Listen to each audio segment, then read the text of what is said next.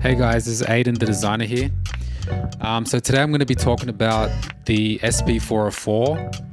If you've been watching these videos recently where I'm covering all these samplers that I've used and explaining my experience on them, you know I'd usually have them in my hand while I'm talking about them, but I sold my SP404 probably early this year because basically, spoiler alert, I was not using it at all after I bought it in 2024. So yeah, I'd like to talk about my experience of it though, because I know that it's a pretty popular device. A lot of people talk about it and use it in their videos in the music production YouTube community. So I think it'll be good to talk about it, my experience of it, who I think it's for. So yeah, let's get into it. What I like about the SP404 is essentially the effects. Now, the effects are like the main selling point of it. If you've ever owned it, you'd know that, yeah, the effects are the primary selling point of the SP.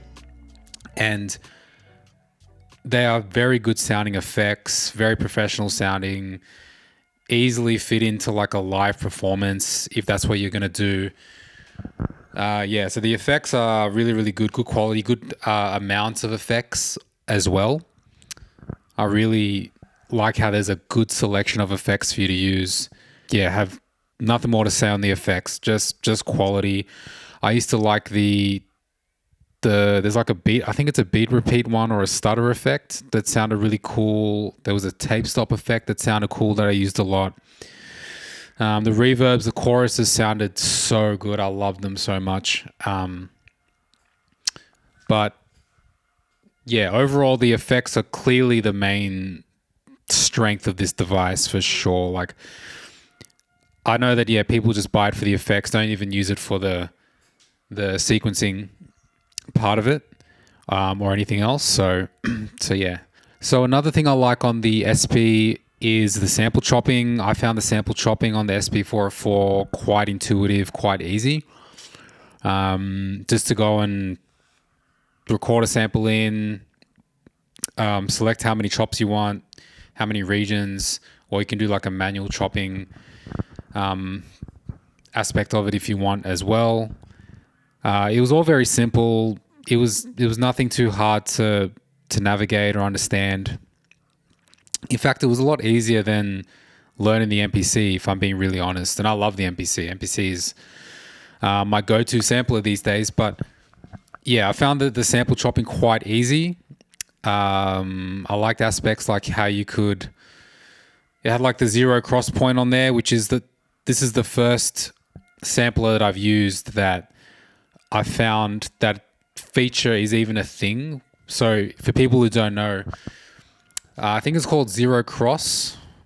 I think it's called, yeah, zero cross fade. I can't remember the exact name. I'll put it on the screen, but it basically means that when you chop the sample, the SP will actually chop it in a place that doesn't cut the waveform that's not at zero. So for example, if you cut the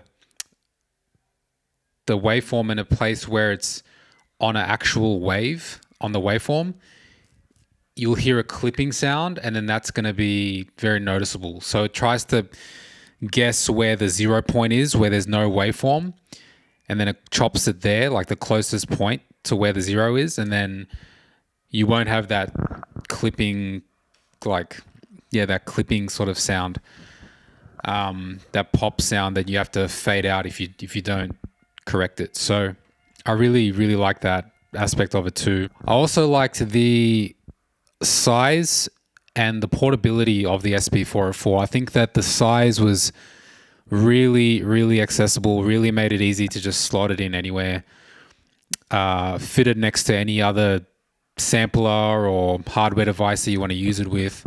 I think it was really good for that. It's obviously very narrow.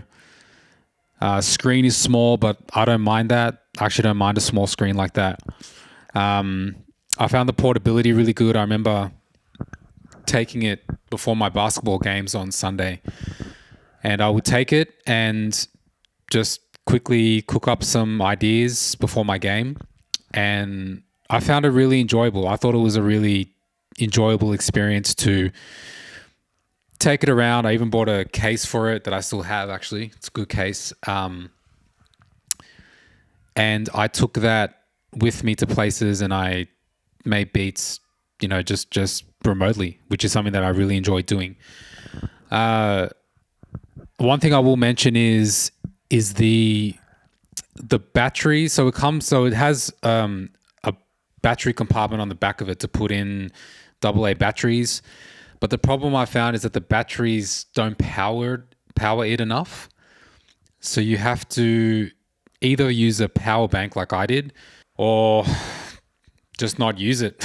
Like I found that the AA batteries really did not make it last for longer than 15 minutes. Not plugged in. So that's something that if you're considering taking the SP404 places, if you wanted to use it remotely, throw it in a bag or something like that to use it around, consider the power bank, because you probably will struggle to get decent usage out of it with just using batteries. Don't know why it's like that, but just is. Also, another thing I liked about the SP was the sound output. Now, I'm not one that's crazy for how samplers make my samples and my outputs sound. That's not something that I find myself caring too much about. But I found that it had a really noticeable warm output, especially on kicks and low end, that actually sounded pretty good. I really liked the output of the device and whatever circuitry preamps they were using in the SP. They worked. They did really well, I think, to make it sound really nice and warm. And I think that's the appeal of this device for people who do lo-fi music. I know this is a very popular device for people who make lo-fi music and genres that are not very bright, very warm sounding, very analog sounding. It definitely is good for that. All right, so now the things that I'm not a fan of on the SP404. Quite a few things, hence why I sold it. I found that the SP404, the sequencing was the weakest part about owning this device. Like at first it was cool. Like once eventually I understood it, and it took me a while. And that's not common for me when I learn these devices because I've used so many of them. But I found that it took me, like the learning curve was just insane. Like it took me ages to work out how to just program a simple beat in, how to edit the sounds, edit the pattern, take sounds out, how to do the step sequencing, which I'll get to later. And even just if I wanted to record my bass or my keyboard or anything like that, like an external audio source to play along to, I found that really difficult. And there was times where it didn't work and there was times where it did work. And I just thought, this at that point I'd moved on. I moved on to the Digitac, but it was not intuitive at all. Like all the menu diving, all the screens you had to go through, all the settings you had to choose before you could even just put in a pattern, before you could even play around with sounds, was such a delay, and it just made the whole process a lot more strenuous than it needed to be. It just felt very, very convoluted. I couldn't stick with it. I just thought, this is not something that I could stick with. Like you would have to go in, and when you wanted to choose a pattern, I think you went into pattern select. Then from there you chose a pattern.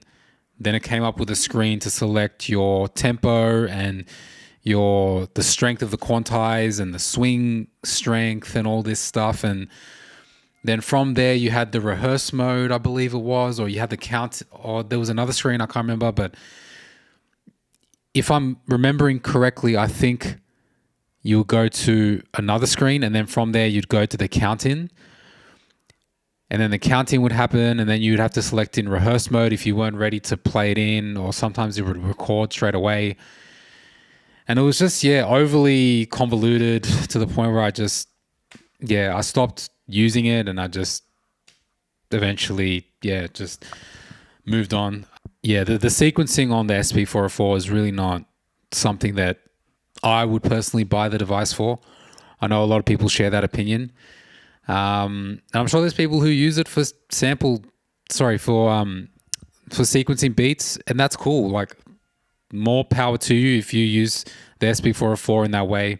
It wasn't for me. I couldn't do it long term. I did release a few songs on some mixtapes that I started on the SP, but overall, it just came out of the rotation for the samplers that I used. So that was it. Also, button combos. I found the button combos on there very complicated, just like the sequencing.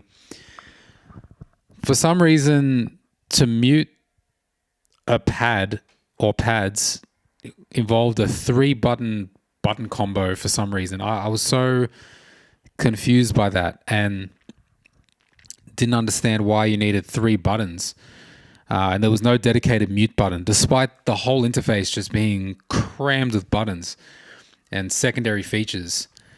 So there was a few other ones, but that mute one was really convoluted, and I struggled to remember it at times, and I had to go back and check it on the internet. And it was not a fun thing to have to remember complicated button combos just to do basic things. So I couldn't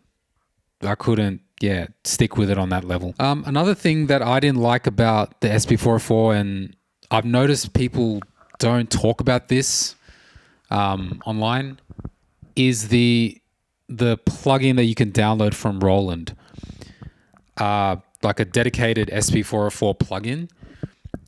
And I used it a few times to try and get it to work in Ableton and use my SP404 and see how that could work into my workflow. And it was buggy and just did not work at all. There was latency even when I tried to use it with my computer. I just couldn't get it to work. When I tried to load a sample into it, it just didn't load in the actual software for some reason when it's supposed to. I don't understand why it's that buggy. So I just stopped using it. And I guess the last thing that I didn't really like on the SP was chaining patterns. So when you make a bunch of patterns, you have the ability to chain them in a sequence. Kind of like on the MPC, where you can go to song mode and insert your sequences into a song arrangement. Now, I found that while it was easy to arrange and chain the sequences, the problem is that you can't save those chains. So you can make like a really cool arrangement, and then you have to like bounce it out and stem it out in that chain, or track it out before exiting or turning off the SP, because you won't be able to save it. So that's something that hopefully they change in the future for the people who use it and want to be able to arrange their patterns directly in the SP. So for people who work that way, they come up with their patterns and they go, okay, I'm going to do it in a sequencer. It might be fine, but for people who want to actually arrange a full song in the SP, it's something that you do it in the SP, and then you have to track it out straight away or export it or whatever. So, that's pretty much it. This is a shorter video this time around. I haven't used the SP in a long time. Like I said, I sold it earlier this year. But I guess we can talk about who it's for. Now, this sampler is easily for people who do live performances with gear and DJ sets, and you're using things like Ableton and all that stuff in a live performance. It is easily one of the things that you'd probably wouldn't need, but would, to have it. It would be an advantage to have it, given all the effects you can apply to your master output. Yeah, I think that for people who perform live, this is easily a go-to device for enhancing your performance, taking your performance to the next level for sure. I'm not big on live performance. I really just like producing, composition. So it's for people who like to perform live, definitely pick this up. For people who are curious about it and really want to try it out, I'd say do it, but don't expect a lot from the actual sequencer side of it, especially if you're coming from something like an MPC or a Digitact or an Octatrack or a KO2 or a Machine, something like that. It's going to be a lot different, a lot more menu diving than what you're used to. So just keep that in mind. One thing I didn't actually add is the step sequencer in the section that I don't like. Now, the step sequencer is really an extension of how bad the sequencing is on this device. Now, for some reason, Roland made it so if I put in a bunch of steps in the step sequencer, I can't actually edit them afterwards. So it just, it doesn't, it's a very funny step sequencer. I didn't enjoy using it. It was just completely different to all the other step sequencers that I've used. So it wasn't very intuitive. Definitely an afterthought. Definitely something that they just try to cram in there, especially that all the other samplers and devices, the step sequencer is kind of a given at this point for modern day samplers. And to have a step sequencer that is very, very limited and it's very hard to edit the notes on there, I don't know why. I don't know what Roland were thinking. That's who I recommend this video for. Sorry, who I recommend this sampler for. If you like live performance, you're curious about it, or you want more effects in your chain, definitely pick this up. But if you're a beginner, I would not recommend this to you, because the learning curve is actually really difficult, right? Especially if you're just looking to make beats on it and do just like basic sampling, coming from a DAW, and you haven't used hardware before. I would not pick this one up. I'd go for KO2. I'd go for an MPC1. I would not choose the SP404. I think it's a very advanced device, especially when it comes to sequencing, but it might be too advanced for its own good. On the positive note, I feel like I can learn any sequencer now because I stuck it out and really figured out how to use the SP sequencer. So to the point now where I can get practically any sampler. I don't want to make it sound like I'm bragging, but it's that hard. Like the SP404 sequencer is that difficult to learn. It's that much of a learning curve. I strongly feel like I'm very confident with learning any sampler that you put in front of me, given that I can have access to the manual and all that, obviously. But yeah, it's something that I would caution for people who are thinking about it, but they don't have much experience. I'd say I would go with something else. But yeah, that's going to be the video, guys. Let me know what you think. Have you got an SP404? Do you like it? Do you still use it? How do you use it? Let me know in the comments. And yeah, apologies if this video came across negative. I just speaking on my experience with it, it wasn't all bad. Like I did enjoy using it when I first got it. It was enjoyable to some degree to learn it, but it was frustrating at the same time. So, but yeah, let me know what you think. Yeah, if you've moved on from your SP, why did you move on from your SP404? Was it for similar reasons that I did, or not? Please, yeah, just share it down in the comments. But yeah, guys, that's the video. So yeah, the next one will be coming out soon. But yeah, thank you for watching, and see you next time.